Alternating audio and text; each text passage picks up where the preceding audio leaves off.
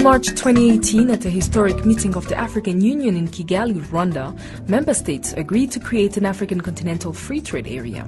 Subsequently, 52 of 55 African Union member states signed up to the agreement, representing a remarkable degree of consensus across the continent. The general public seems to be equally enthusiastic.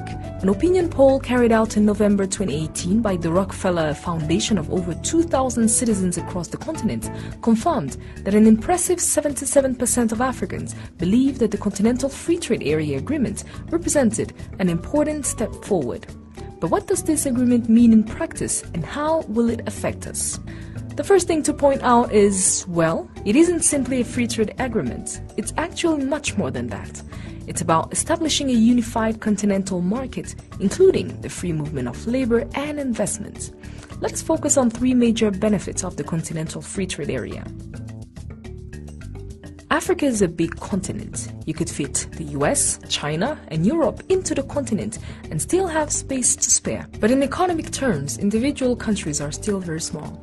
Take Rwanda, for instance. It's one of the fastest growing economies in the world, but in terms of size, it ranks number 143rd out of 193 economies in the world. This matters because small economies often struggle to attract the much-needed investments. Collectively, the story is very different. The African continent, all 54 economies together, have a collective GDP of $2.5 trillion US. That makes it the 8th largest economy in the world, just behind India. And with 1.2 billion potential customers, it makes the continent much more attractive to investments, both from within and from outside the continent. This will encourage business people to make the investments necessary to sustain economic growth and create the job opportunities the continent badly needs.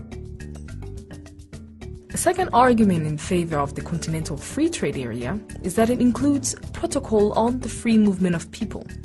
This matters because at present, traveling between African countries for Africans currently can be very challenging. Visas, expensive air tickets, custom clearances, and border controls make it difficult to travel for pleasure and even more difficult to do business across borders. Currently, there are a lot of trained and skilled people across the continent coming out of schools, universities, and colleges who cannot find work. If free movement is endorsed, people will be able to use their talents anywhere in the continent where there is demand for those talents. The continent will be your oyster. A third powerful argument in favor of the Continental Free Trade Area is that it will increase trade between African countries. Less than 1/5 of all exports are currently from one African country to another. Take Kenya, for instance, the largest economy in the East African community. Each year, the country exports $1 billion to Europe and around $500 million to the US worth of products. Kenya's total export amounts to $6 billion. How much do you think Kenya exports to its neighbor Ethiopia? $1 billion? $500 million? $200 million? No. In 2017, it exported just $69 million to Ethiopia. Why? One of the main reasons is the high level of trade taxes. The Continental Free Trade Area Agreement is proposing to remove trade taxes on at least 90% of all trade between African countries. That will provide a big incentive to regional trade. The Economic Commission for Africa estimates that in Eastern Africa, the Continental Free Trade Area could boost regional trade by nearly $1 billion. And the principal sectors that would benefit would be precisely the ones that create much employment, like light manufacturing, processed foods, and textiles, creating as many as 2 million new jobs.